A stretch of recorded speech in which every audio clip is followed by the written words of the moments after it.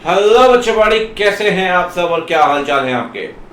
तो भाई ये है हमारा केस सिनेरियो का डिस्कशन। इस सेशन के अंदर हम बात करेंगे बच्चा बाड़ी एमसीक्यू और केस सिनेरियोज की जो इंस्टीट्यूट ने दिए हुए हैं अपने अलग अलग एमटीपीज और आरटीपीज के अंदर। हम इसमें कवर करने वाले हैं इस अकेले सेशन के अंदर बच्चा बाड़ी करीब करीब 4 एमटीपीज, ठीक है, और 2 आरटीपीज।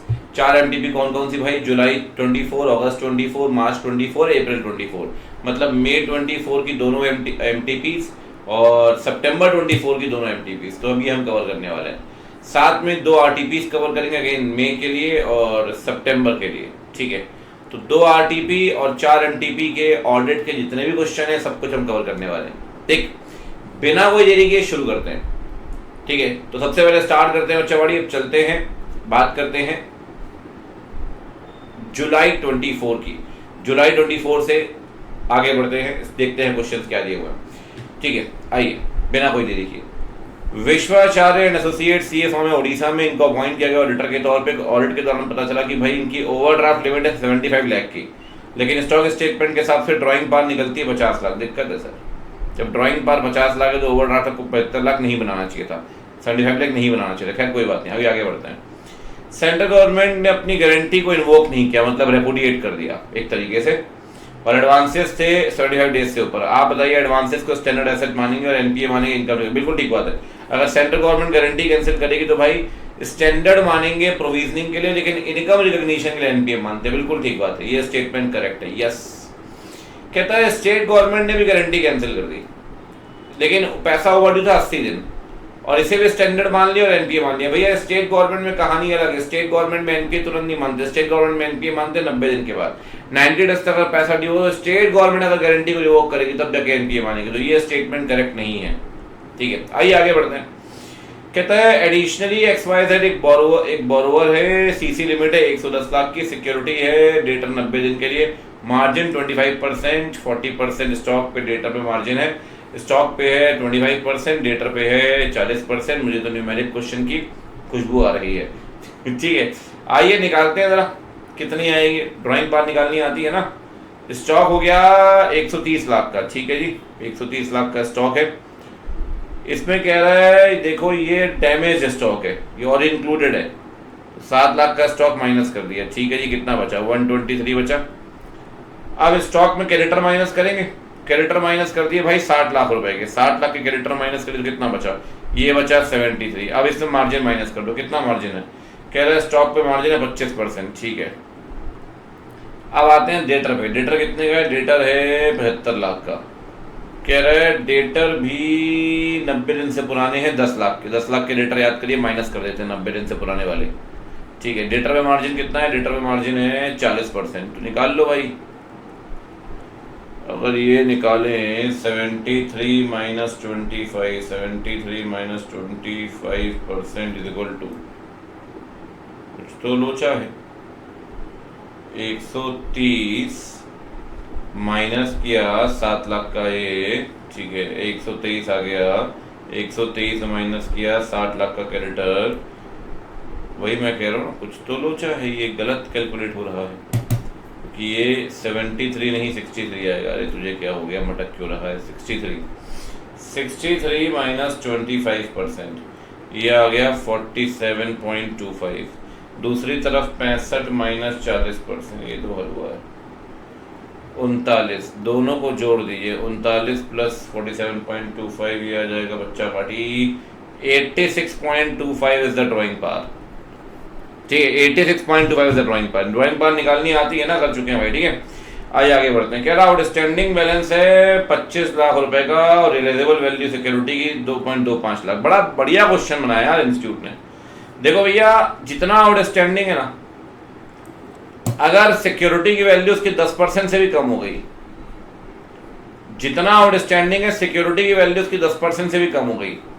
अब आउटस्टैंडिंग है 25 लाख रुपए, सिक्योरिटी की वैल्यू ये तो 10% से कम हो गई, तो याद करिए इसे बोलते हैं इरोजन ऑफ वैल्यू में लॉस एसेट। लॉस एसेट मानेंगे अगर 10% से भी कम की वैल्यू हो, लॉस एसेट, ठीक है। भी आगे बढ़ते हैं। कह रहा है इसे डाउटफुल माना गया, गलत किया ऐसा। नो, डाउटफुल नहीं मानेंगे, लॉस एसेट मानेंगे। चलिए अब बढ़ते हैं आगे। एक डिस्कशन हुआ सर एंगेजमेंट टीम के साथ और LFAR की रिपोर्ट दी गई, ठीक है, LFAR दीजिए, SLR की रिपोर्ट दी गई, ट्रेजरी ऑपरेशन की रिपोर्ट दी गई, घोष कमेटी की रिपोर्ट दी गई, एडवर्स क्रेडिट लैंडिंग रेशियो, गलत है सर, याद करिए, एडवर्स क्रेडिट डिपॉजिट रेशियो होता है। कहां से क्वेश्चन बनाया यार इंस्टीट्यूट ने, मजा आ गया भाई साहब, याद है last point types of report में एडवर्स क्रेडिट डिपॉजिट रेशियो। आइए अब क्वेश्चन पढ़ते हैं सारा एक करके, क्या कहती है कहानी। कहता है जी ओवरड्राफ्ट के बारे में, कहता है जी आप बताइए कब मानेंगे आउट ऑफ ऑर्डर। कह रहा है 75 लाख से ऊपर रहेगा, याद है आउटस्टैंडिंग जितना है वो आपकी लिमिट से ऊपर रहेगा, 50 लाख से ऊपर है, दोनों केस में मानेंगे। कह रहा है लिमिट से तो कम है, 75 लाख की लिमिट थी उससे तो कम है, लेकिन 90 दिन तक आपने 1 रुपये जमा नहीं किए, there are no credits for 90 days. चौथा क्या दिया है, और लेस देन, नहीं ये तो गलत है, तो एक सही है, सेकंड सही है, थर्ड सही है, मतलब 1 2 3 ए ऑप्शन सही है, ठीक है जी। आइए आगे बढ़ते हैं। कह रहा है जो ट्रीटमेंट प्रोविजनिंग इनकम रिकग्निशन को लिया है, देखो सेंट्रल गवर्नमेंट वाला तो सही था, स्टेट गवर्नमेंट वाला गलत था, मतलब फर्स्ट पॉइंट था सेंट्रल गवर्नमेंट का वो सही था। कह रहा है दोनों सही है, नहीं भैया। कह रहा है दूसरा सही है, नहीं भैया। कह रहा है तीसरा सही है, ये ठीक है। कह रहा है ड्राइंग पर अपन ने निकाल ली है, ड्राइंग पर कितनी आई थी अपनी, ड्राइंग पर आई थी बच्चा बाड़ी, याद करिए 86.25। भटक रहा है कुछ ज्यादा आज, चलिए ठीक है। अब चलते हैं इरोजन इन वैल्यू में। कह रहा है इरोजन तो हुआ है वैल्यू ऑफ सिक्योरिटी में, डाउटफुल एसेट मानना है, क्या डाउटफुल एसेट मानना सही है क्या। कह रहा है यस, नो, क्योंकि आप उसे मान लेंगे स्ट्रेट अवे लॉस एसेट, ये तो राइट ऑफ कर दो या फुली, ठीक है, सीरियसली लॉस एसेट मान लो। कह रहा है ये सारे दिए गए रिपोर्टिंग की, आपसे पूछ रहा है, ठीक है, बताइए कौन कौन सी रिपोर्ट देनी चाहिए। LFAR देनी चाहिए, SLR देनी चाहिए, ट्रेजरी ऑपरेशन देनी चाहिए, घोष कम्युनिटी और याद जिलानी कम्युनिटी, याद करिए। ये एडवर्स क्रेडिट डिपॉजिट रेशियो हुआ, क्रेडिट लैंडिंग रेशियो नहीं, मतलब फिफ्थ पॉइंट नहीं होगा बच्चा बड़ी, 1 2 3 4 1 2 3 4 मतलब हो गया 1 2 3 4, मतलब ये हो गया भाई बी ऑप्शन सही है। बढ़िया क्वेश्चन यार, नाइस क्वेश्चन। आइए अब आगे बढ़ते हैं, अगला क्वेश्चन देख लेते हैं भाई। कहता है प्रायोरिटी लिमिटेड लार्ज कंपनी है, टावर्स बना रही है, ऑडिटर है पिछले 2 सालों से, ऑडिट स्ट्रेटजी बना रहे हैं, 5 ब्रांचेस हैं, ठीक है, इंडिपेंडेंट ऑडिटर ऑडिट कर रहे हैं उसकी, एक होली ओन सब्सिडरी भी है, ठीक है, और कई सारे बैंक अकाउंट है आपके, सब्सटेंशियल मूवमेंट है FD में, और आपको रिस्क लग रहा है कैश और कैश इक्विवेलेंट्स को लेकर, ठीक है, रिस्क। वैसे भी कैश तो सारे ही चेक करते हैं, 100% आप चेक करिए बैंक अकाउंट बैलेंसेस, कोई दिक्कत नहीं है। इंगेजमेंट टीम प्रोसीजर फॉलो कर बना रहा है, प्लानिंग कर रहा है। प्लानिंग स्टेज पे आपने मॉड्यूलरिटी फिक्स करनी थी, कई सारी इन्फॉर्मेशन दी हुई है, रेवेन्यू दिया हुआ है, टोटल एसेट दी हुई है, प्रॉफिट बिफोर टैक्स दिया हुआ है, टोटल लायबिलिटी दी हुई है, जनरली मॉड्यूलरिटी। और याद है बेंचमार्किंग में अगर आप यूजर नॉर्मली फोकस करता है प्रॉफिट पे, जनरली प्रॉफिट पे करता है। हाँ, अगर सोलरी डेट से फाइनेंस होगा, 320 में लिखा है सोलरी अगर डेट से फाइनेंस तो फिर एसेट को बेंचमार्क बना सकते हैं, लेकिन जनरली प्रॉफिट से। चलिए पढ़ते हैं आगे क्या लिखा है। कह रहा है सैंपल चेक कर रहा था रेवेन्यू का, तो टॉलरेबल मिस स्टेटमेंट 5 लाख का मिला, ठीक है, तो टॉलरेबल मिस स्टेटमेंट की बात हुई है। साथ में कह रहा है नया टीम मेंबर को अंडरस्टैंडिंग नहीं है भैया टॉलरेबल मिस स्टेटमेंट क्या होता है और इफेक्ट भी क्या होगा। देखो भैया ऐसा है, अगर टॉलरेबल मिस स्टेटमेंट 5 लाख का, अगर टॉलरेबल मिस स्टेटमेंट बढ़ा दिया ना, आपने कहा मैं 10 लाख के एरर टॉलरेट कर सकता हूँ, आपने कहा 20 लाख के एरर टॉलरेट कर, जितना टॉलरेबल रेट बढ़ता जाएगा, याद करिए 530, जितना टॉलरेबल रेट बढ़ता जाएगा बच्चा पार्टी, उतना सैंपल साइज कम होगा तो चलेगा। जितना टॉलरेबल रेट बढ़ेगा सैंपल साइज उतना कम होगा तो चलेगा, कोई दिक्कत नहीं है।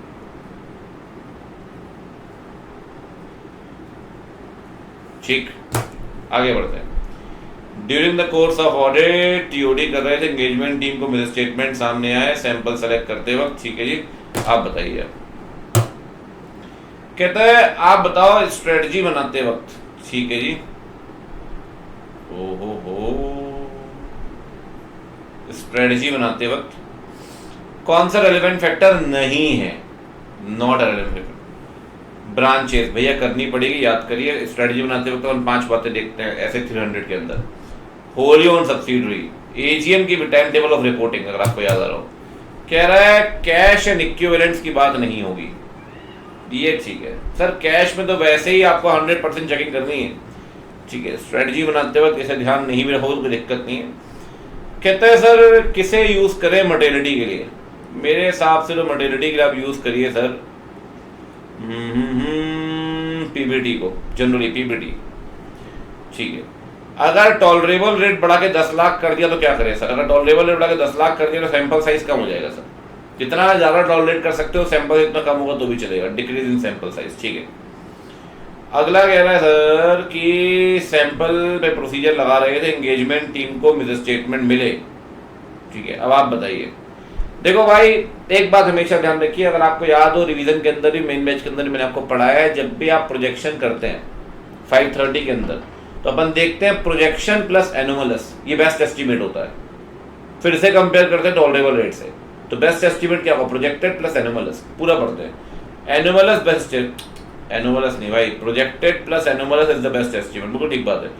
ये इसे आप कंपेयर करते हैं टॉलरेबल रेट के साथ। अगर टॉलरेबल रेट से एक्सीड कर गया तो सैम्पलिंग रीजनेबल बेसिस नहीं है। जैसा देखो नीचे क्या लिखा होगा, नीचे लिखा है टॉलरेबल रेट से एक्सीड कर गया सैंपल। बेस्ट एस्टीमेट क्या है सर? आपसे पूछ रहा है करेक्ट पॉइंट क्या है, तो best estimate projected plus anomalous. अगर मैं ढंग से बढ़ा हुआ 530 तो ये क्वेश्चन आपसे बन जाएगा आराम से। बंधु चैरिटेबल ट्रस्ट की ऑडिट कर रहे हैं एमएनओ, हेल्थ केयर सर्विसेज देते हैं अफोर्डेबल। ठीक, ऑडिटर के लिए भी क्लाइंट के लिए बढ़िया कि एंगेजमेंट लेटर इशू किया जाए ताकि मिसअंडरस्टैंडिंग कम हो जाए, बिल्कुल ठीक बात है। कौन देता है एंगेजमेंट लेटर? क्लाइंट या ऑडिटर? ऑडिटर देगा सर। 210 कह रहा है उसमें स्कोप ऑफ वर्क भी आएगा, एंगेजमेंट लेटर एक्सचेंज करेंगे मैनेजमेंट ऑडिटर के बीच में। एक्सचेंज क्या होता है कि ऑडिटर देता है आपको एंगेजमेंट लेटर। जब प्रोसीजर परफॉर्म किया तो ऑडिटर ने देखा कि 2 जो बिल है ना, गाड़ियों के बिल है व्हीकल के, वो ट्रस्टी के नाम पे, जबकि ट्रस्ट के नाम पे नहीं। हालांकि ट्रस्ट के इस्तेमाल जरूर हो रहे हैं, बट वो बिल जो है वो ट्रस्टी के नाम पे। कौन सा असर्शन आ रहा है भाई यहाँ पे? बिल ट्रस्टी के नाम पे, ट्रस्ट के नाम पे नहीं। यहाँ पे आएगा right and obligation.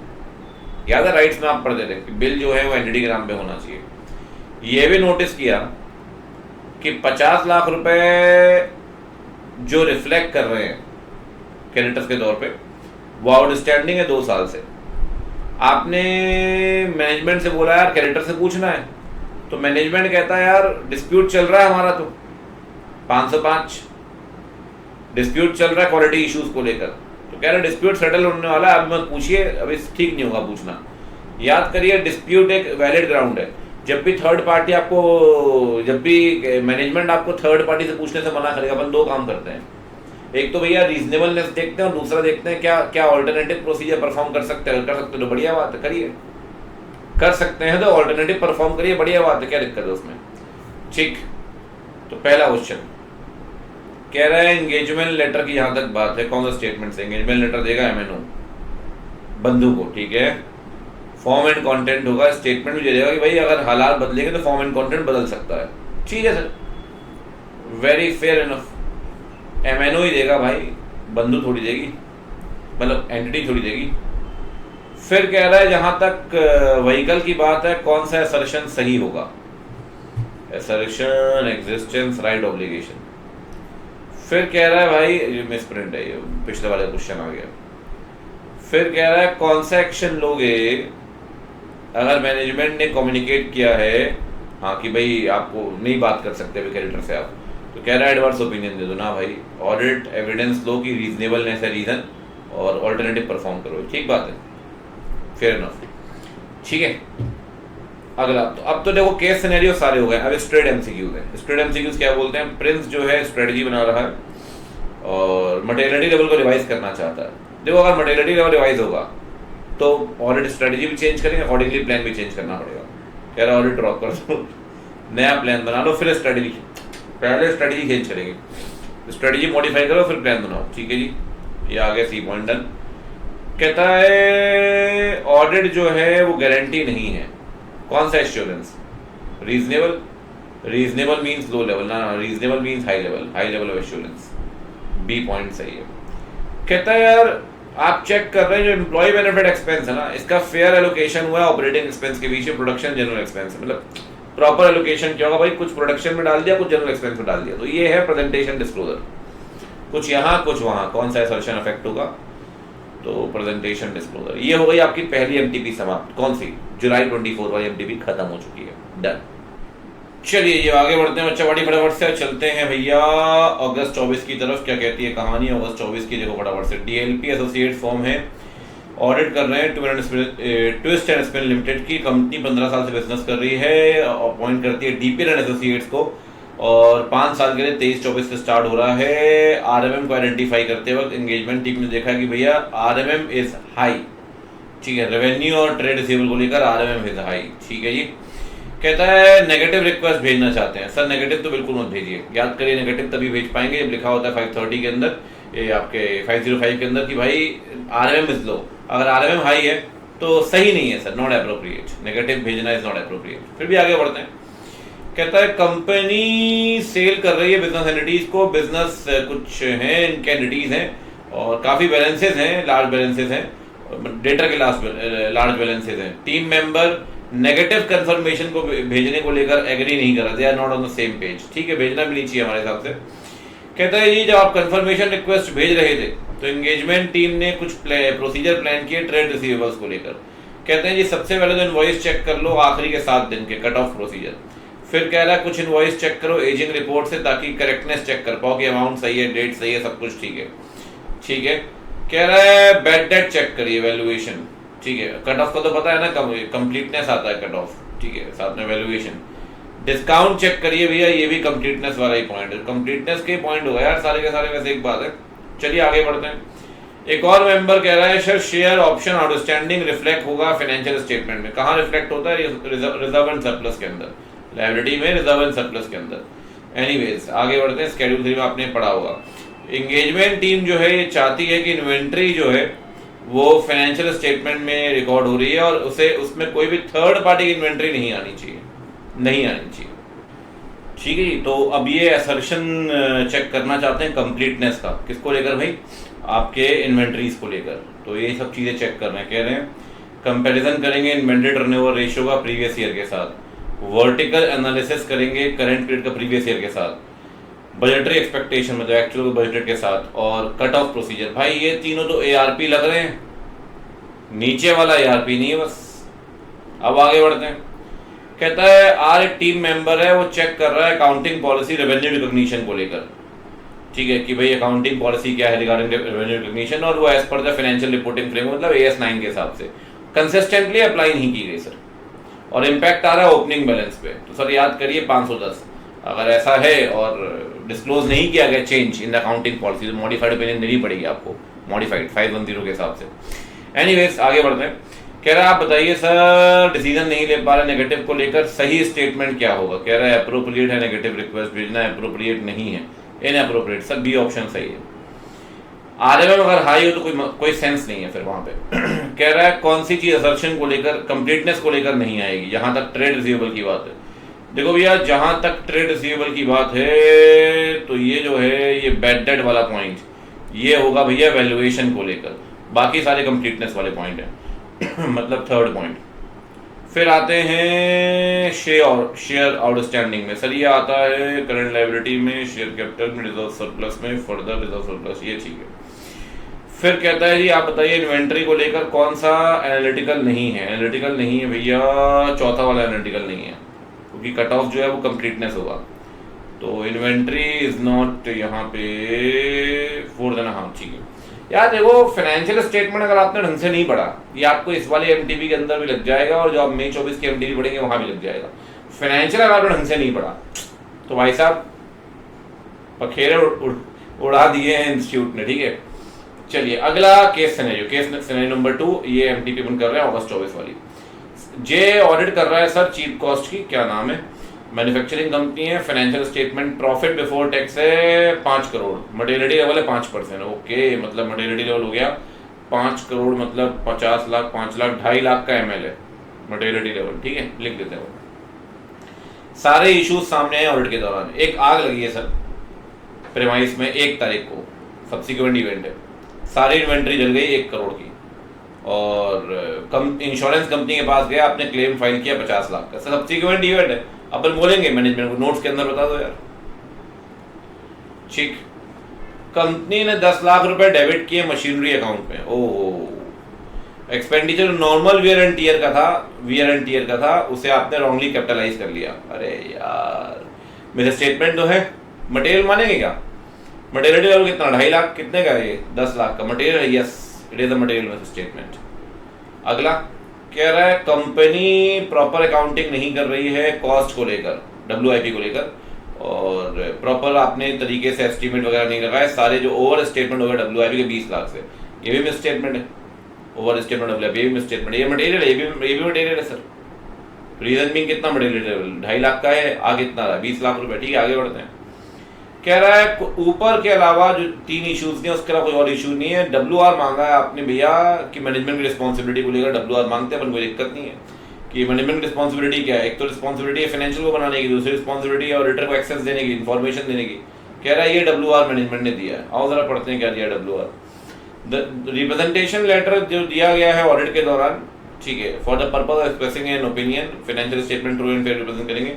We confirm that to the best of our knowledge and belief having made such inquiries as we consider necessary for the purpose of appropriately informing ourselves। ये आपने एक WR बनाया है। ठीक है सर, फेयर एनफ, कोई दिक्कत नहीं है, एकदम सही है WR, तो कहीं कोई दिक्कत नहीं लग रही मुझे।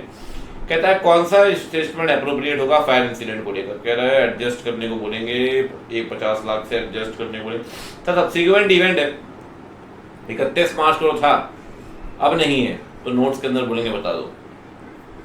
कहता है आपने रॉन्गली कैपिटलाइज किया मशीनरी को, ओवर स्टेट किया इन्वेंट्री को। कह रहा है अनकरेक्टेड मटेरियल नहीं है, अनकरेक्टेड स्टेटमेंट मटेरियल है, और इफेक्ट तो आएगा सर ओपिनियन पे, बिल्कुल आएगा सर।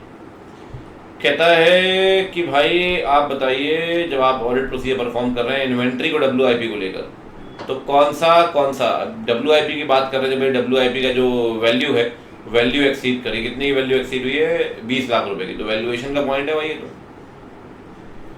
फिर कह रहा है करेक्ट स्टेटमेंट का WR को लेकर, एक्सट्रैक्ट जो WR के हैं वो प्रॉपर है। ठीक है सर, तो ये हो गया भैया केस सिनेरियो नंबर 2। अब चलते हैं केस सिनेरियो नंबर 3 पे। अभी तक 3 और 2 5 डिस्कस कर चुके हैं, 6th केस सिनेरियो है। ठीक है, आइए।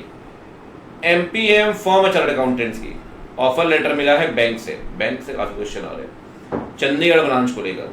ऑफर लेटर में लिखा है कि फॉर्म जो है वो डिस्क्वालीफाइड नहीं है कंपनीज एक्ट के अंदर 143 सेक्शन D है ना, कि भाई प्रोविजन कहता है कि अगर आपका रिलेटिव या पार्टनर शेयर होल्ड कर रहा है, लोन लेकर बैठा है, तो आप डिस्क्वालीफाइड हो गए। आप पढ़ते हैं कंपनीज एक्ट में, लॉ के अंदर भी आप पढ़ते हैं।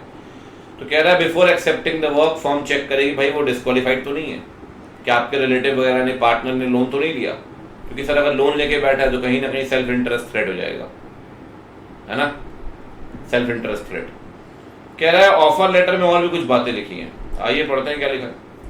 ऑफर लेटर में लिखा है कि हम कोई भी बात कम्युनिकेट नहीं करेंगे, न किसी को बताएंगे, न बताने देंगे कोई भी ऐसी बात जो बैंक के हमें पता चली है ऑडिट के दौरान। ठीक है, ना ही किसी पर्सन को अलाउ करेंगे वो आपकी बुक्स ऑफ अकाउंट चेक कर पाए, मतलब बाहरी व्यक्ति को हम कोई भी बात नहीं बताएंगे, ना वो आपकी बुक्स चेक कर पाएगा। हम प्रॉपर आपकी इंफॉर्मेशन की सीक्रेसी मेंटेन करेंगे। भैया ये है कॉन्फिडेंशियलिटी, SA 200। ठीक है, ये कॉन्फिडेंशियलिटी का आ गया। अगला, ऑडिट फॉर्म को एक डॉक्यूमेंट मिला है, एक किट मिली है। ठीक है, किससे मिली है? सेंट्रल ऑडिटर से। सेंट्रल, हमेशा कहता हूँ बैंक में 2 ऑडिटर होते हैं, एक जो ब्रांच ऑडिटर होता है उसे अपन कहते हैं SBA, स्टैट्यूटरी ब्रांच ऑडिटर, एक होता है सेंट्रल SCA। तो एक किट मिली है आपको, डॉक्यूमेंट किट SCA से। उसमें स्कोप लिखा है, कहाँ एरिया स्पेशल कंसिडरेशन लिखा है, सारी बातें लिखी हैं, RBI सर्कुलर की बातें लिखी हैं, सब कुछ लिखा हुआ है। ठीक है सर। डॉक्यूमेंट किट जो है उसमें ये भी लिखा है कि आपको एडवर्स कमेंट जो है स्टॉक ऑडिटर के वो भी कंसीडर करने होंगे। ठीक है, स्टॉक ऑडिटर याद करिए, पढ़ा था आपने बैंक ऑडिट के अंदर। स्टॉक ऑडिटर एक तो सिक्योरिटी की वैल्यूएशन चेक कर सकता है, ड्राइंग पावर भी देख सकता है। तो जब भी आप ड्राइंग पावर कैलकुलेशन करते हैं, लास्ट पॉइंट आता है, याद करिए, जिसमें अपन बात करते हैं स्टॉक ऑडिट की, तो ये भी अपन देखते हैं स्टॉक ऑडिटर ने स्टॉक ऑडिट की तो उसने स्टॉक का वैल्यूएशन भी चेक किया होगा और इंश्योर करेगा ड्राइंग पावर सही है या नहीं।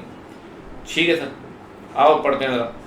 कह रहा है कौन सा स्टेटमेंट मोस्ट अप्रोप्रिएट है। कह रहा है ये रिफर्ड प्रोविजन एड्रेस कर रहा है सेल्फ इंटरेस्ट थ्रेड, फॉर्म जो है वेरीफाई करके ही अंडरटेकिंग दे पाएगी। ठीक है, सेल्फ इंटरेस्ट थ्रेड। ठीक है सर। कह रहा है non communication of information, bank की बातें बाहर नहीं जानी चाहिए, कॉन्फिडेंशियलिटी। B।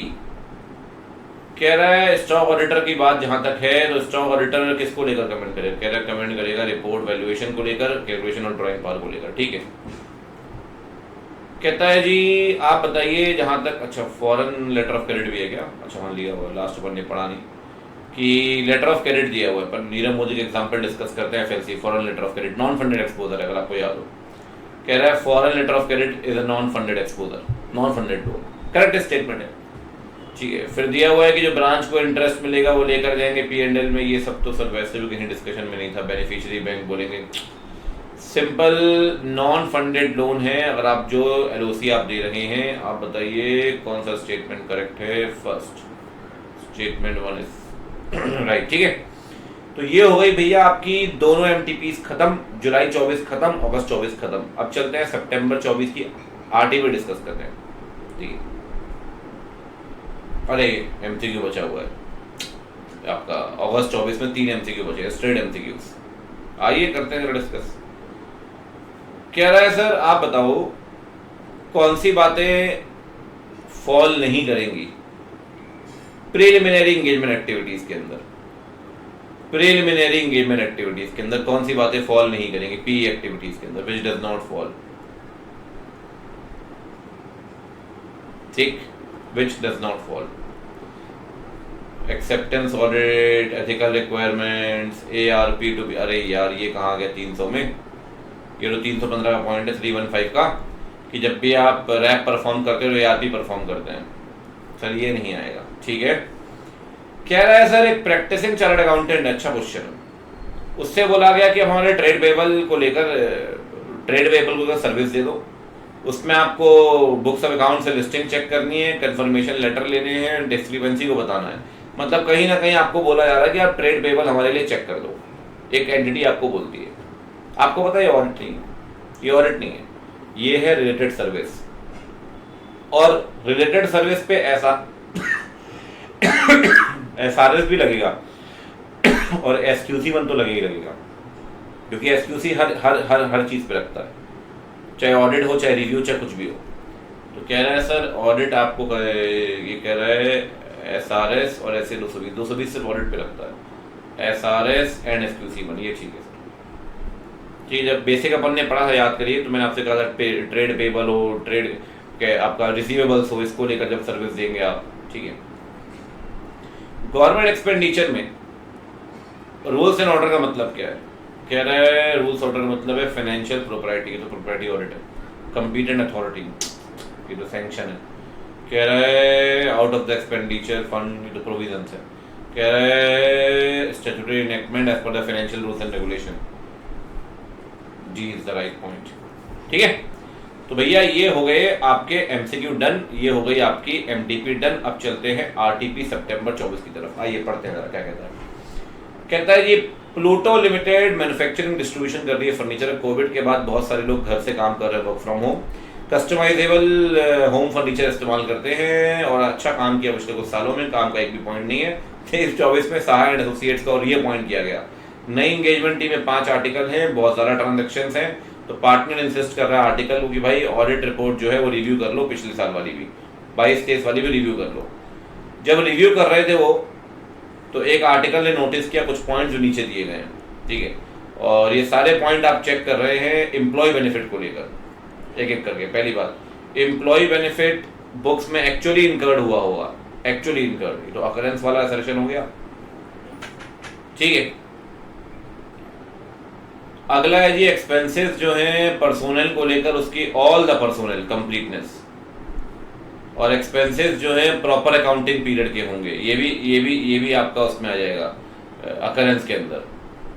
ठीक है, तो cut off all personal completeness cut off आ जाएगा और अकरेंस आएगा। मेजरमेंट का पॉइंट नहीं दिया इन्होंने, मेजरमेंट में है ना पापा, प्रॉपर अकाउंट प्रॉपर अमाउंट। ठीक है, फिर कहता है जी जब 22-23 का डिविडेंड चेक कर रहे थे तो डिविडेंड डिक्लेयर तो कर दिया था, बट लायबिलिटी के तौर पे रिकॉग्नाइज नहीं करो सर, इसे नोट्स के अंदर ले जाओ और डिविडेंड आपने डिक्लेयर किया हुआ है। ठीक है, एक और आर्टिकल है क्रिश, इसने देखा कि डेटर बहुत ज़्यादा कंपोनेंट होल्ड करते हैं फाइनेंशियल स्टेटमेंट का, तो उसने क्लाइंट से बोला कि सर कंफर्मेशन लेना है डेटर से, और सारे डेटर को लेकर पूछना शुरू किया। रैंडम सैम्पलिंग की ऑडिटर ने ठीक है, और सेलेक्ट क्रेडिटर से पूछा। देखो ये डायरेक्ट कंफर्मेशन आप लोग, कोई दिक्कत नहीं है। जो सिग्निफिकेंट अमाउंट रिप्रेजेंट कर रहे हो ना, उन सबसे पूछ लो, और बाकी सब में रैंडम सैम्पलिंग कर लो, एज सिंपल एज दैट। ठीक, कह रहा है एडिशन हुआ है 50 लाख रुपए का एसेट्स में, और सपोर्ट करेंगे इसे एविडेंस के थ्रू। मतलब ऑब्वियस सी बात है भैया, अगर एडिशन हुआ, अगर मूवेबल एसेट है तो इनवॉइस होना चाहिए क्लाइंट के नाम पे, सपोर्टिंग डॉक्यूमेंट तो इनवॉइस ही होगा ना। ठीक है, राइट ऑब्लिगेशन। आगे बढ़ते हैं। कह रहा है कुछ इनवॉइस कंपनी के नाम पे नहीं है, मतलब वही राइट वाला पॉइंट। कैश एंड इक्विवेलेंट्स को जो है वो इन्होंने क्लासिफाई किया, balance with bank, cheque draft on hand, cash on hand, earmark balance. Sir earmark balance का ना एक बात ध्यान रखिएगा, सेपरेट डिस्क्लोजर देंगे आप, बट ईयर मार्क बैलेंस कभी भी सब हेड नहीं है। ईयर मार्क बैलेंस सब हेड नहीं है, ये अदर्स आता है। फोर्थ पॉइंट अगर आपको याद हो, अदर्स। ईयर मार्क बैलेंस वाला पॉइंट गलत है। चलिए कोई बात नहीं, पढ़ते हैं। कह रहा है कौन सा असर्शन जो है डिस्कस किया गया सर, वन ऊपर पड़ा, अकरेंस और कट ऑफ कंप्लीटनेस 2 3 3 2 2 2। ठीक है, 2 3 4। कह रहा है आप बताइए डिविडेंड जो लायबिलिटी है उसे एप्रोप्रिएट है क्या? कह रहा है yes it should be recognised. कह रहा है 2 फाइनेंशियल रेवेन्यू क्या हो, कह रहा है रिकॉग्नाइज मत करो एज अ लायबिलिटी, नोट्स में डिस्क्लोज करो। ठीक है सर। फिर कहता है जी आप बताइए सही ऑप्शन क्या होगा, जो पिछला वाला क्वेश्चन। टीम मेरी कई बार गलती कर जाती है बेचारी।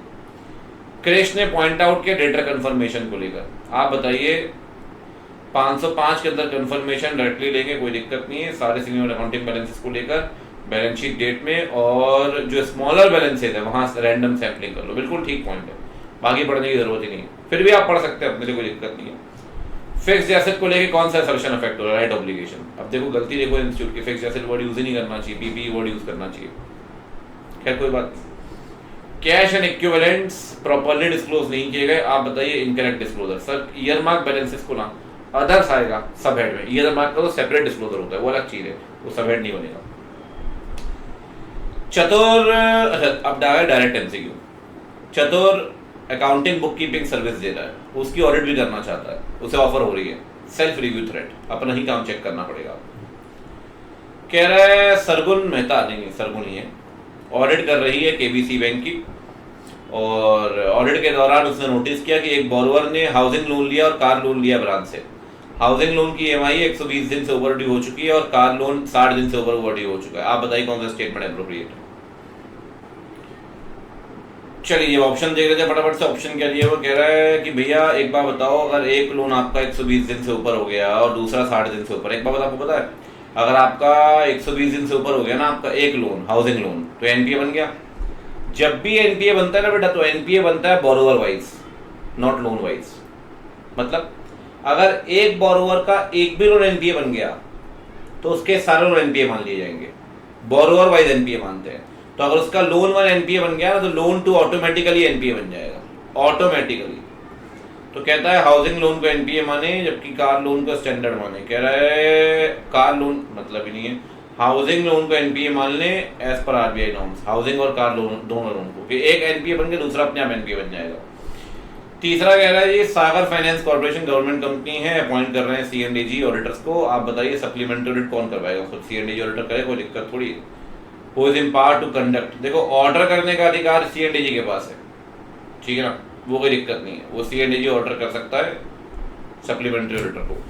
ऑडिट कौन करेगा, तो ऑडिट करेगा कोई और ऑडिटर भी कर सकता है, कोई दिक्कत नहीं, ठीक है, या तो सेम ऑडिटर है कोई और। तो भैया ये हो गई आपकी आरटीपी समाप्त सितंबर 24 की, ठीक, डन। तो आगे बढ़ते हैं बच्चावाड़ी, आइए फिर कहानी को शुरू किया जाए बिना किसी देरी के, ठीक है।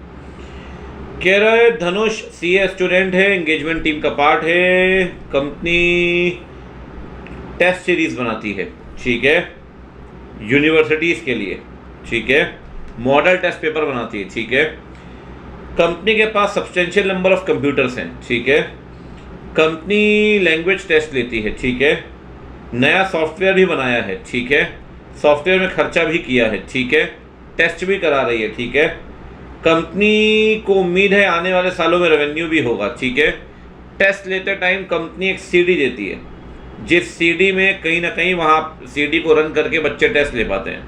कॉस्ट ऑफ सीडी को जो विदाउट सॉफ्टवेयर है वो बिल्कुल नॉमिनल, ना के बराबर। तो अभी बात बताइए, जो सॉफ्टवेयर है और ये जो सीडी है, क्या इसे इंटेंजिबल एसेट मानेंगे? जो खर्चा ये कर रहे हैं इसके ऊपर, क्या ये इंटेंजिबल एसेट है? यस और नो, जल्दी से बताइए। देखो भैया, इंटेंजिबल एसेट 100% मानेंगे, क्योंकि ये जो एक्टिव यूज़ में, अगर सॉफ्टवेयर बना के रखा होता तो बात अलग है। आप टेस्ट सीरीज लेनी शुरू कर दिए, इंटेंजिबल एसेट मानेंगे। Reason being it is an active use, कोई दिक्कत नहीं है। आ जाइए। रेवेन्यू जो है वो है 50 करोड़ रुपए, 45 करोड़ है फीस से, 5 करोड़ बुक से। देखो भैया, ऑपरेटिंग रेवेन्यू 50 करोड़ का दिख रहा है, कह रहे इसके अलावा ध्यान रखिए बच्चा पार्टी, 10 लाख रुपए इंटरेस्ट आया है, इंटरेस्ट। तो ये ऑपरेटिंग रेवेन्यू नहीं है ना भाई, इनकम पे, इन्वेस्टमेंट पे इनकम होगी तो ऑपरेटिंग रेवेन्यू नहीं है। ऑपरेटिंग रेवेन्यू 50 करोड़ है, 50 करोड़ में 45 करोड़ फीस का है और 5 करोड़ सेल ऑफ बुक्स का है। याद करिए, अपन ने फाइनेंशियल स्टेटमेंट में पढ़ा है। अच्छा एक बात बताइए, अब भैया इन्वेस्टमेंट में कर दी कहानी, ठीक है। अब भाई देखो, दो जगह से पैसा आ रहा है, दो जगह कहाँ से? एक तो आ रहा है बच्चा पार्टी, कहाँ से पैसा? एक आ रहा है आपके 45 करोड़ फीस से, और ये सेल ऑफ बुक से। याद है, दो सेपरेट बनाएंगे नोट्स के अंदर, ठीक है। Sale of product, sale of services, ठीक है। कोर्स ऑफ ऑडिट के दौरान धनुष ने कहीं ना कहीं पीपी आइटम्स देखा, और धनुष जो आर्टिकल है पीपी चेक कर रहा है, उसने देखा यार कंप्यूटर की जो यूजफुल लाइफ है वो 3 साल है, ठीक है। डेप्रीसिएशन जो चार्ज किया है वो ज़्यादा चार्ज किया है, which is allowed under income tax law. जितना इनकम टैक्स में ना हो उससे ज़्यादा चार्ज किया है। इस कारण से इनकम जो है वो कम आ रही है as compare to taxable income under income tax law. देखो, आप इनकम टैक्स के हिसाब से डेप्रीसिएशन निकालिए, कोई दिक्कत नहीं, आपको फ्रीडम देता है स्केड्यूल 2। स्केड्यूल 2 याद है, आपने पढ़ा होगा डेप्रीसिएशन के लिए, ठीक है। अकाउंट्स के अंदर पढ़ते हैं आप। उसने देखा कि सीडी की जो कॉस्ट है ना, वो सॉफ्टवेयर कॉस्ट जो है इसे इंटेंजिबल एसेट माना गया। कोई दिक्कत नहीं सर, मानिए, मुझे तो कोई दिक्कत नहीं लगती इसमें, एक्टिव यूज में कहीं कोई समस्या नहीं है। कह रहा है पीपी रजिस्टर भी चेक कर रहा है, ऑडिट प्रोग्राम, ठीक, और पीपी डिटेल भी चेक करा। जब उसने पीपी डिटेल को देखा तो उसने देखा एक सेंटर से अदर सेंटर जाते वक्त, ठीक है, बहुत सारे कंप्यूटर स्क्रैप हो गए पिछले कुछ साल में, ठीक है, और प्रॉपर डिटेल जो है आने और जाने की पीपी रजिस्टर में नहीं लिखी गई, ठीक। जब इन आइटम्स को फिजिकली वेरीफाई किया मैनेजमेंट ने तो देखा मटेरियल डिस्क्रिपेंसी है, और जब मटेरियल डिस्क्रिपेंसी दिखी तो मैनेजमेंट ने इसे ठीक कर लिया बुक्स ऑफ अकाउंट्स में। याद करिए बच्चा पार्टी, कारो का पॉइंट है, कारो में लिखा था कि क्या फिजिकल वेरिफिकेशन में मटेरियल डिस्क्रिपेंसी पाई गई। अगर डिस्क्रिपेंसी पाई गई तो मैनेजमेंट उसे डील कर रहा है, नहीं कर रहा बुक्स के अंदर, तो डील कर रहा है तो कहीं कोई दिक्कत नहीं, नो दिक्कत भाई। ठीक करना है ना, डील करना है बुक्स में, आपने बुक्स में डील कर दिया, कहीं कोई समस्या वाली बात है नहीं। चलिए आगे बढ़ते हैं। अब इन्होंने पहला क्वेश्चन ही गूगली मार दिया, इसको देख के बच्चों के तोते उड़ गए दिमाग के। एक्चुअली ऐसा क्वेश्चन है, कह रहा है जो डिस्क्रिप्शन दिया है केस सिनेरियो में अकाउंटिंग इनकम को लेकर, बुक्स ऑफ अकाउंट और टैक्सेबल इनकम में रिस्पॉन्सिबिलिटी क्या धनुष की? धनुष चेक करेगा भैया, ध्यान रखो, अगर टैक्स लायबिलिटी की बात हो रही है, टैक्स एसेट की बात हो रही है, तो AS 22 29 तो कैंसिल ही कर दो ना, 29 तो भैया कंटिजेंट लायबिलिटी का। अब कह रहा है डिफर्ड टैक्स लायबिलिटी या deferred tax asset, deferred tax asset आओ गया भैया, कोई दिक्कत वाली बात नहीं है, ठीक है। अब बच्चा पार्टी एक बात समझिएगा, ठीक है, कहीं कोई दिक्कत नहीं है इसमें, आगे बढ़ते हैं, ठीक है। चलो अगला कह रहा है, आप बताइए कॉस्ट ऑफ सीडी को लेकर कौन सा ऑप्शन सही होगा? कह रहा है जल्दी से बताओ भैया, कौन सा ऑप्शन सही होने वाला बच्चों, जल्दी से बोलो। कह रहा है कंपनी अकाउंटिंग ट्रीटमेंट जो है इंटेंजिबल एसेट प्रॉपर नहीं है, तो गलत है।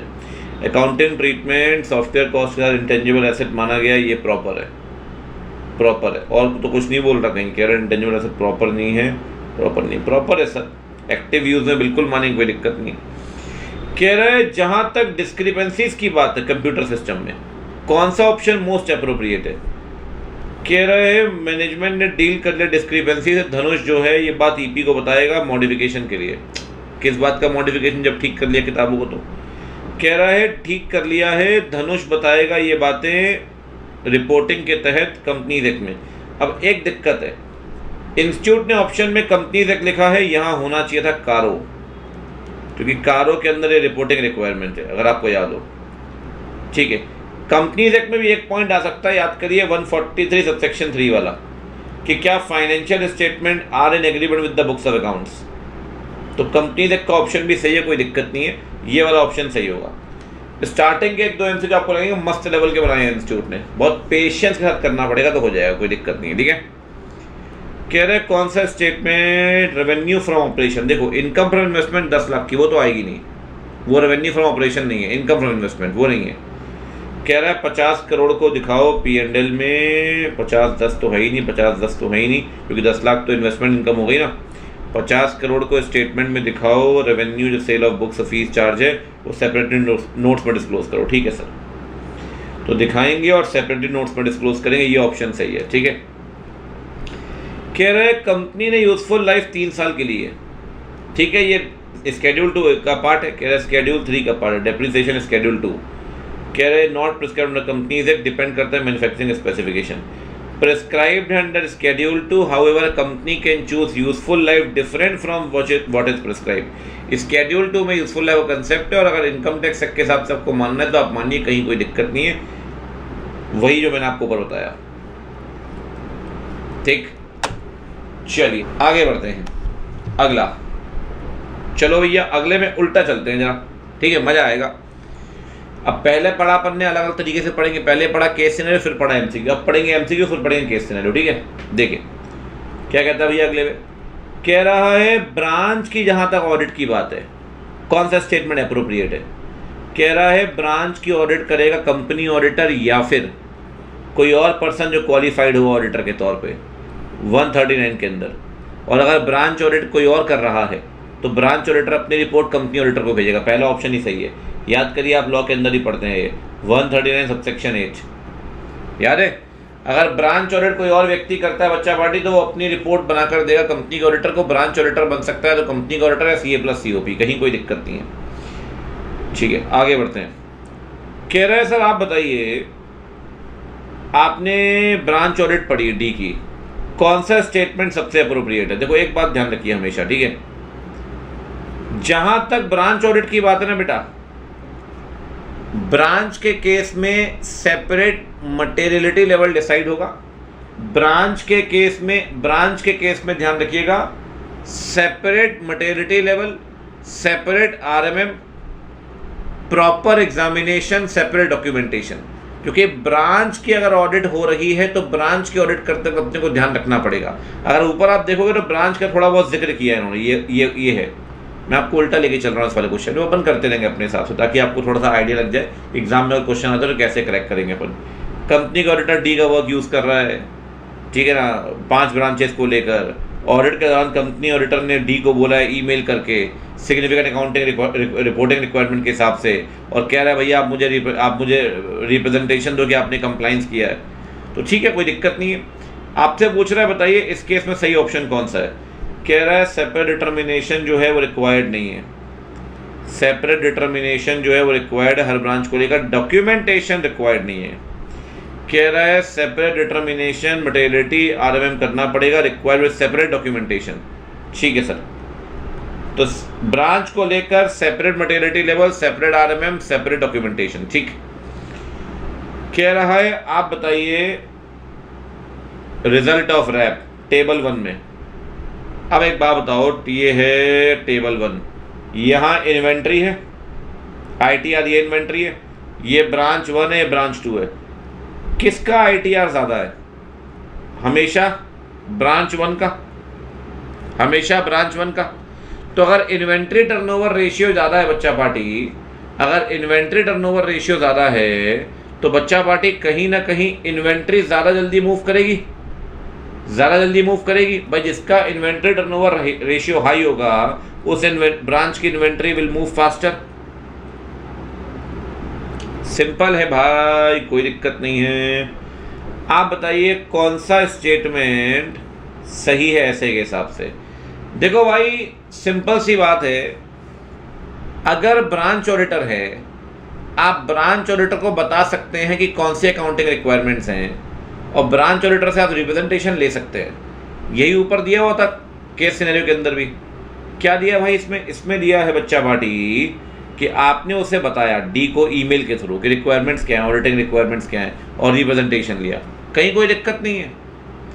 कह रहा है जहाँ तक ईमेल की बात है, कंपनी ऑडिटर D को एडवाइस करेगा और उससे रिप्रेजेंटेशन ले सकता है, कोई दिक्कत नहीं है। लो आप, पहला पॉइंट ही सही है। आओ जी, ये आ गया केस सिनेरियो 3। वाह, बहुत बढ़िया। अगला देखिए, ये तो बहुत ही सिंपल है यार। बैंक के केस में नॉन फंडेड क्रेडिट फैसिलिटीज कौन सी है? बैंक के केस में नॉन फंडेड, याद है, जहां एक्चुअल में पैसा नहीं जाएगा। तो बेटा term loan, demand loan, CC, इन सब में पैसा जाता है, लेकिन लेटर ऑफ क्रेडिट, नीरव मोदी वाला एग्जाम्पल दिया था क्लास में, गारंटी इशूड, ये नॉन फंडेड फैसिलिटीज है। ठीक है, कह रहा है बेटा ध्यान रखिए, अगर आप सब्सटेंटिव चेकिंग भी करेंगे, टीओसी भी करेंगे, टीओसी भी करेंगे, सब्सटेंटिव चेकिंग भी करेंगे, दोनों काम कहाँ करते हैं? कह रहा है कौन सा ऐसे लगेगा? बेटा याद करिए, ऐसे 330 के अंदर दोनों काम करने पड़ते हैं, टीओसी भी करना पड़ता है, सब्सटेंटिव भी करना पड़ता है, कहीं कोई दिक्कत नहीं है। ठीक, अगला बताओ बच्चा पार्टी। हाँ, ये बढ़िया क्वेश्चन है यार, याद करिए। अगर आपको मैंने बताया था बच्चे, एनपीए बनता है 90 दिन के बाद, लेकिन एसएमए बनता है, याद है, एसएमए की 3 कैटेगरी, 0 से 30, 30 से 60, 60 से 90, एसएमए, स्पेशल मेंशन अकाउंट।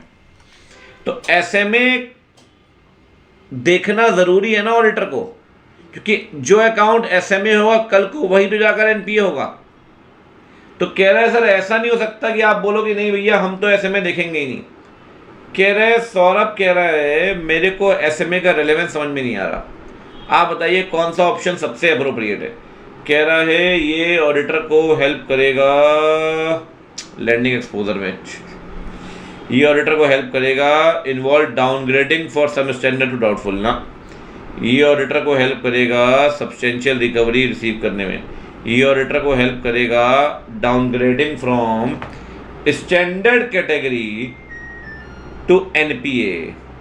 वो एसेट जो पहले स्टैंडर्ड थी अब एनपीए बन गई, तो मतलब पहले वो एसएमए का पार्ट था, अब वो एनपीए का पार्ट है। ठीक है, चलिए, क्योंकि जैसे ही वो एनपीए बनेगी 90 दिन के बाद, ठीक है, तो हमारे लिए समझना इसको ज़रूरी है।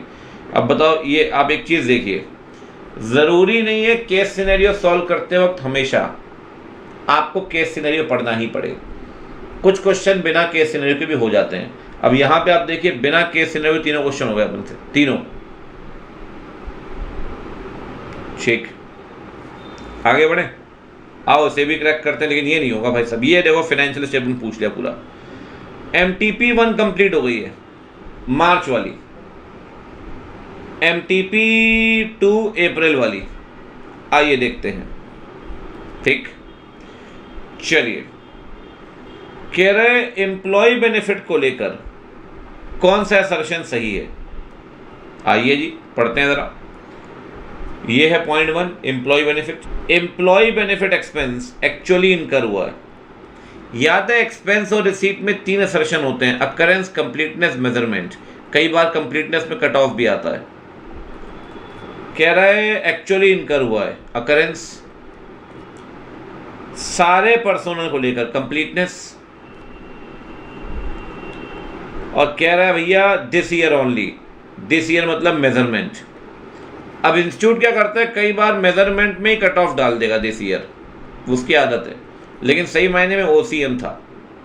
ठीक है, आओ ज़रा पढ़ते हैं। कह रहा है क्या क्या आएगा पॉइंट 1 में। पॉइंट 1 में अकरेंस आएगा, कंप्लीटनेस आएगा, मेजरमेंट भी आएगा। मेजरमेंट तो लिखा नहीं है तो कट ऑफ, तो 2 3 4 2 3 4 ये आ गया। आप बताइए डिविडेंड को, अच्छा डिविडेंड वाला, आओ पॉइंट नंबर 2 पढ़ते हैं। डिविडेंड कह रहे हैं डिविडेंड जो है वो इक्विटी शेयर होल्डर 22-23 का, वो कह रहा है जी डिविडेंड। हाँ ये देखिए ध्यान से, ये बढ़िया क्वेश्चन है, nice nice nice nice nice nice. कह रहा है भैया डिविडेंड 22-23 का डिक्लेयर हुआ 15/4 को, 22-23 का डिविडेंड है, रिकॉग्नाइज करेंगे लायबिलिटी में। सर 15/4 को हुआ है ना, तो 15/4 को कैसे रिकॉग्नाइज कर देंगे सर? तो इस केस में क्या करें फिर?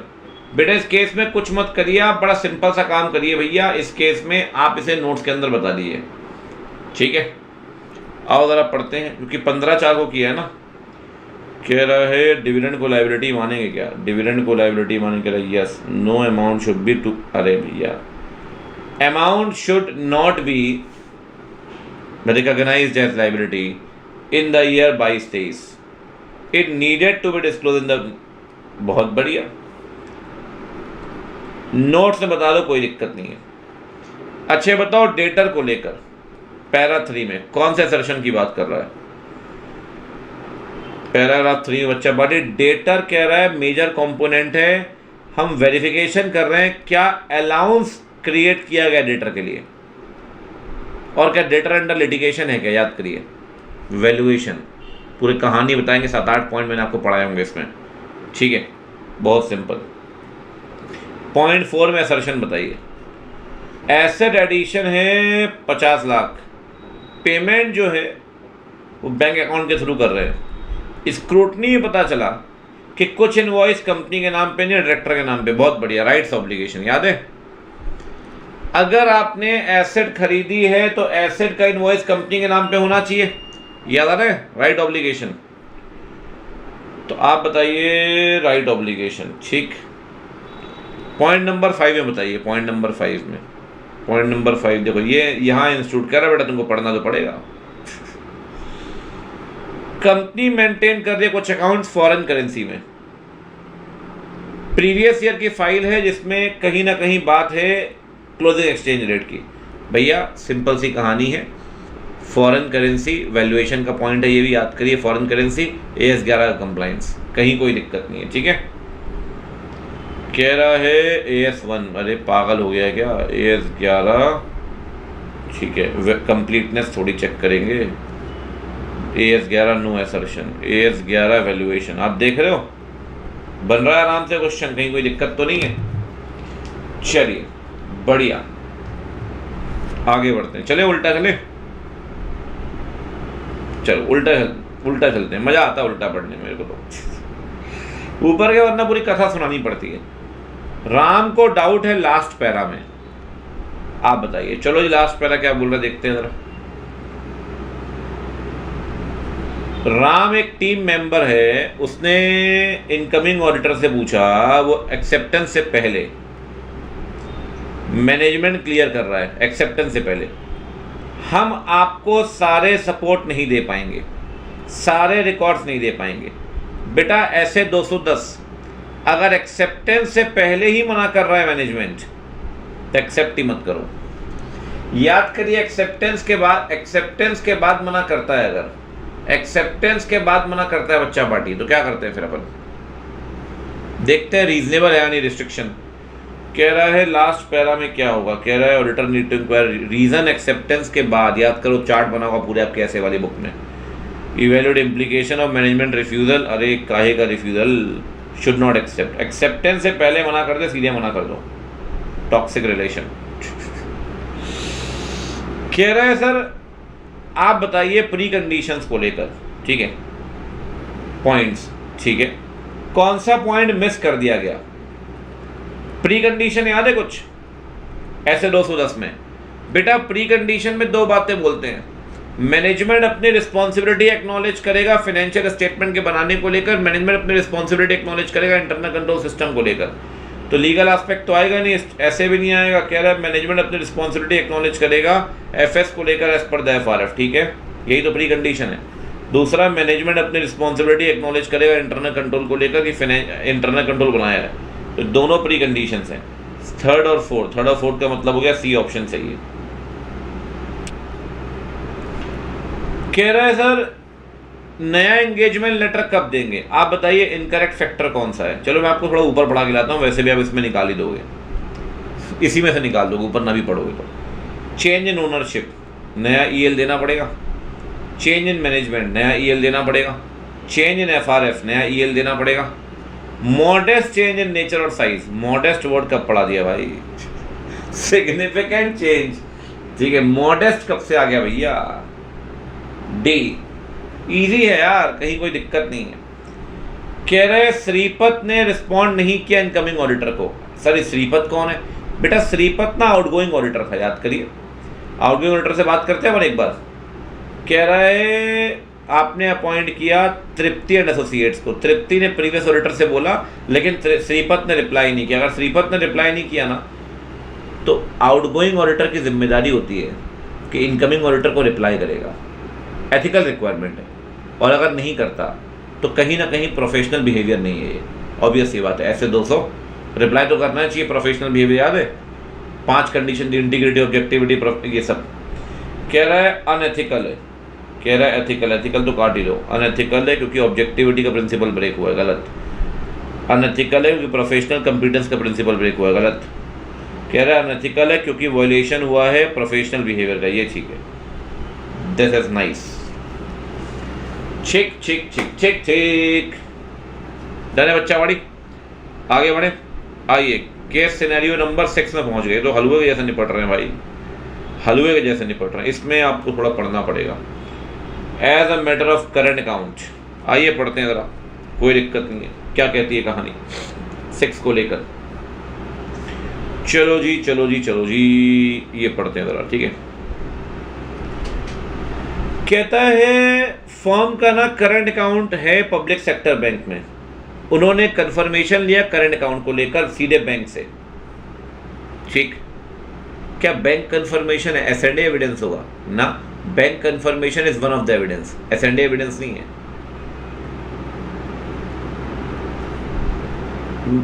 फर्म को पैसे की जरूरत थी, 1 लाख का चेक देना था, पैसे थे नहीं। बैंक से बोला है काम करो चेक क्लियर कर दो हमारा।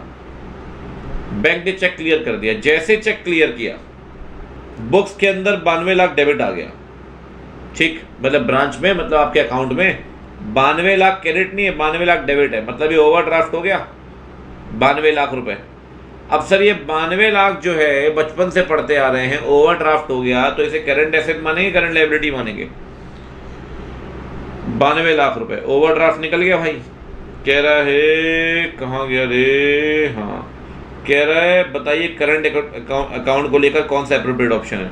कह रहा है 92 लाख को क्लासीफाई करिए अंडर कैश एंड बैलेंस। वाह, कह रहा है कैश एंड बैलेंस के अंदर क्लासीफाई करिए, क्लासीफाई करिए करंट लायबिलिटी में, क्योंकि बैलेंस कंफर्मेशन जो बैंक से लेंगे वो अकेला काफ़ी है एस&ए के लिए। ऊपर वाला ऑप्शन तो सही है कि करंट लायबिलिटी मानो, लेकिन दूसरा वाला ऑप्शन गलत है। बैंक से कंफर्मेशन लेना सिर्फ एस&ए एविडेंस नहीं है। तो कह रहा है क्लासीफाई करिए करंट लायबिलिटी में, और बैंक से कंफर्मेशन लेना अकेले सिर्फ एस&ए नहीं है, अपने को और भी एविडेंस लेने पड़ते हैं, ठीक। अगला इन्वेंट्री को लेकर बताइए, ठीक है। क्या कहानी है इन्वेंट्री को लेकर? आओ जी इन्वेंट्री को लेकर पढ़ते हैं जरा। बढ़िया चल रहा है, कहीं कोई दिक्कत नहीं। उसने इन्वेंट्री का वेरिफिकेशन करने की बात की, ठीक है जी। इन्वेंट्री है एफएमसीजी की, ठीक। उसकी असिस्टेंट है टीशा। उसने बोला एस&ए एविडेंस लेना है। उसने कहा जब हम इन्वेंट्री के रिकॉर्ड्स देखेंगे, ठीक है, अवेलेबल रिकॉर्ड्स, उसे इंटरनल एविडेंस बोलेंगे। कह रही है परचेज बिल भी अरे परचेज बिल कब से इंटरनल एविडेंस हो गया भाई? परचेज बिल तो एक्सटर्नल एविडेंस होगा, ऐसे 500 एक्सटर्नल बाहर से आया ना। डेबिट नोट जो फॉर्म ने दिया है वो इंटरनल है, ठीक है। क्रेडिट नोट जो फॉर्म ने दिया है वो भी इंटरनल है, ठीक। कह रहा है जो एविडेंस आपने ले लिया वो फाइनल कॉन्क्लूसिव है। वाह, मुझे एक बात बताइए, इन्वेंट्री को लेकर आपने 3 एविडेंस लिए हैं बस। कौन कौन से? परचेज बिल, एक तो उसे बोल दिया इंटरनल, ये इंटरनल नहीं एक्सटर्नल है। कह रहा दूसरा डेबिट नोट, तीसरा कह रहा क्रेडिट नोट। कह रहा यही एविडेंस काफ़ी है। अब आप मुझे बताइए क्या इन्वेंट्री को लेकर सिर्फ ये 3 एविडेंस लेंगे? बेटा इन्वेंट्री को लेकर अपन इन्वेंट्री रजिस्टर भी चेक करेंगे, इन्वेंट्री आई होगी वो भी चेक करेंगे। याद करिए फैक्ट्री गेट का रजिस्टर, अगड़म झगड़म दाम जाम, कितनी चीज़ें इन्वेंट्री को लेकर। क्या ये 3 एविडेंस को फाइनल मान लें? बिल्कुल भी नहीं। आइए ज़रा पढ़ते हैं क्या बोलती कहानी। कह रहे हैं सर, पूरा पढ़ते हैं आराम से, कोई दिक्कत नहीं है, ठीक है। उसे सेल्स इनवॉइस जो हैं वो भी चेक करने चाहिए थे ईयर एंड पे। उसे स्टॉक रिकॉर्ड भी चेक करना चाहिए था सब्सिक्वेंट पीरियड के बारे में, तब जाके एंसेंट एविडेंस होता। बिल्कुल ठीक बात है, ठीक। अगला क्या बोल रहा है अब आगे? अच्छा आगे क्या लिखा? कह रहा है स्टॉक रिकॉर्ड चेक करो सब्सिक्वेंट पीरियड के, ठीक है, ये तो कर ही रहे हो। अच्छा आगे क्या बोल रहा है? देखो आगे कह रहा है भाई करेक्ट स्टेटमेंट बताइए। परचेज बिल जो है डेबिट नोट, ये ऑल एग्जाम्पल्स ऑफ इंटरनल, गलत है। कह रहा है purchase bill debit note all examples of internal, only debit note issued by firms and credit note are internal, ये ठीक है। और ऑडिटर जो एविडेंस लेगा वो तो परसुएसिव है ही। परसुएसिव याद है, पहले पेपर ने पढ़ा हुआ है टर्म। कॉन्क्लूसिव नहीं होते एविडेंसेस, परसुएसिव होते हैं। परचेज बिल इंटरनल एविडेंस नहीं, एक्सटर्नल एविडेंस है। ओ लो लो लो, दूसरी एमटीपी भी खत्म हो गई। तो मतलब कुल मिला के अभी तक 6 केस सिनेरियो कर चुके हैं अपन। आइए शुरू करें। अब आते हैं आरटीपी में 2 केस सिनेरियो हैं, ठीक। 2 कौन कौन से भाई, आओ जरा पढ़ते हैं। कह रहा है कौन सा डिस्क्रिप्शन सबसे अप्रोप्रिएट। लो भैया आओ जरा ऊपर पढ़ते हैं। एक एंगेजमेंट पार्टनर की बात कर रहा है, थोड़ा सा पढ़ लेते हैं ऊपर, ठीक है, तब क्वेश्चन समझ में आएगा। थोड़ा पढ़ लेते हैं, सही रहेगा। कह रहा है कंपनी मैन्युफैक्चरिंग बिजनेस में है, ऑपरेट करे रेंटेड प्रीमाइस से, अपनी खुद की बिल्डिंग नहीं है, मशीनरी भी अपग्रेड की है 2020 में, प्रमोटर डायरेक्टर के एमपी का ज़्यादा कोई इंटरेस्ट या ओनरशिप नहीं है किसी और कंपनी में, ठीक है, मतलब आरपी कोई होगी नहीं, ठीक है। कह रहा है कंपनी कोई और बिजनेस नहीं कर रही है प्रमोटर डायरेक्टर के एमपी के साथ, मतलब आरपीटी भी नहीं है। कह रहा है डायरेक्टर के एमपी को रीजनेबल रेम्यूनरेशन मिल रही है, ठीक है। कंपनी का इंटरनल कंट्रोल है, इसने इंटरनल ऑडिटर अपॉइंट नहीं किया। कह रहा है इंटरनल अपॉइंट करना मैंडेटरी नहीं है। सही बात है, हर कंपनी के लिए मैंडेटरी नहीं है। लिस्टेड लिखा है क्या? लिस्टेड तो नहीं लिखा, तो फिर मैंडेटरी नहीं है, मतलब डीपीएलटी की अपनी लिमिट है। कह रहा है फर्म ने ऑडिट एक्सेप्ट की 22-23 की पहली दफ़ा। प्रमोटर डायरेक्टर जो है वो एंगेजमेंट पार्टनर को जानते हैं सोशली काफ़ी समय से। क्या सोशली जानना फैमिलियरिटी थ्रेट क्रिएट करेगा? बताइए ज़रा, फैमिलियरिटी थ्रेट क्रिएट करेगा सोशली जानना? ना भाई, बिल्कुल भी नहीं। कह रहे हैं याद है ना फैमिलियरिटी थ्रेट, ठीक। एंगेजमेंट पार्टनर ने रिस्क असेसमेंट किया है, ठीक है, टीओसी को लेकर। अब आगे फिगर वगैरह दिया हुआ है। कह रहे पीपी में मशीनरी है, और जब पीपी चेक कर रहे थे ऑडिटर ने इंक्लूड किया इंस्पेक्शन रिव्यू किया, कंपनी का प्लान क्या है पीपी को लेकर, और डेप्रीसिएशन मेथड देखा, और कॉस्ट ऑफ पीपी आइटम। ओ हो पीपी की प्लानिंग करते वक्त कंपनी का प्लान देखा फिजिकल वेरिफिकेशन का, ये पॉइंट ठीक है। डेप्रीसिएशन का मेथड कौन सा यूज़ किया वो एसेस करेंगे, वो ठीक है। कैलकुलेशन करेंगे डेप्रीसिएशन का, वो ठीक है। कह रहे हैं cost of PP item verify करेंगे विद परचेज बिल। अरे भाई पीपी आइटम की कॉस्ट पहली बात तो ओनरशिप के लिए देखते हैं परचेज इनवॉइस या टाइटल डीड। किसके लिए देखते हैं? सिर्फ ओनरशिप का पता लगाने के लिए। तो कह रहा है अगर आप पीपी में प्लानिंग कर रहे हो तो ये पॉइंट सूटेबल नहीं है, कॉस्ट ऑफ पीपी आइटम, ठीक है। अभी पढ़ते जा रहे हैं, देखते हैं आराम से। कह रहे हैं रैप आपने आइडेंटिफाई किया आरएमएम को फाइनेंशियल स्टेटमेंट में, एंगेजमेंट पार्टनर को पता चला वेरिएशन है ग्रॉस प्रॉफिट रेशियो में, है क्या? देखो भाई जरा, कह रहा है 21-22 में 543.575 डिवाइड बाय 15 कितना आ रहा है भाई? ये आ रहा है 3.75 डिवाइड बाय 15, 25%, ठीक। ये है 6 डिवाइड बाय 30, ये आ गया 20%। हाँ, डिप तो कर गया ग्रॉस प्रॉफिट, पहले 25 था फिर 20 है। आपको एक फ़र्क दिख रहा है ग्रॉस प्रॉफिट डिप करने के कारण? आप देखिए टर्नओवर तो बढ़ रहा है, लेकिन ग्रॉस प्रॉफिट डिप क्यों कर रहा है? देख रहे हो, टर्नओवर तो बढ़ रहा है, डबल हो गया, लेकिन जीपीआर कम क्यों हो रहा है? हो सकता है कि सेलिंग प्राइस कम कर दिया हो। सेलिंग प्राइस कम कर देंगे तो टर्नओवर तो बढ़ेगा, ठीक। चलिए आप बताइए। कह रहे सोशली जानता है, इससे एडवोकेसी थ्रेट सोशली जानता है। कह रहा है मैंडेटरी फैमिलियरिटी थ्रेट होगा ना। कह रहा है कोई थ्रेट नहीं होगा, लेकिन हाँ डिटेक्शन रिस्क जो है वो लो रहेगा, क्योंकि रीज़न बीइंग कि भाई अगर जानते नहीं हो तो D R comparatively will be low. ठीक है, ठीक। कह रहा है आप बताइए पीपी को लेकर,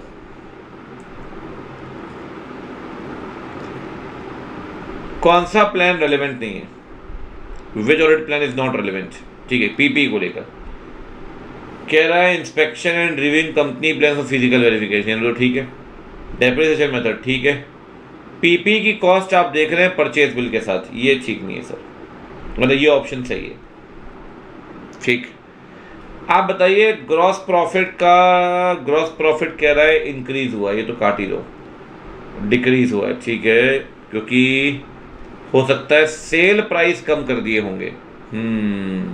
तो सेल प्राइस अगर कम कर दिए हैं तो भाई क्वाइट पॉसिबल, ठीक है, कि आपका सेल तो बढ़ रही है बट जीपीआर कम हो रहा है। ठीक है, चलिए आगे बढ़ते हैं।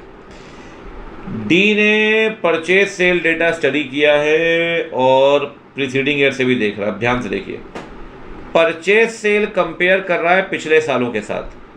बेटा अगर पिछले सालों के साथ परचेज सेल कंपेयर करोगे तो ये ट्रेंड एनालिसिस है, ट्रेंड एनालिसिस। कह रहे हैं केस सिनेरियो को टोटलिटी में देखिए, आप बताइए कौन सा कॉम्बिनेशन प्रॉपर नहीं है, पर कहाँ पे आपको लग रहा है कि यार ये चीज़ नहीं होनी चाहिए। अब मैंने आपको ऊपर एक चीज़ पढ़ाई थी, अगर आपको याद हो, कि ना तो आरपी है और ना आरपीटी है, याद है ना, कोई आरपी है ना आरपीटी है।